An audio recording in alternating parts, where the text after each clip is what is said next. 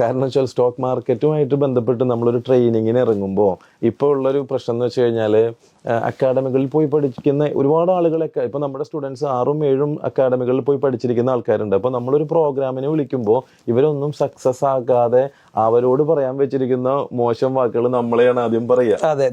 വെല്ലുവിളിയാ.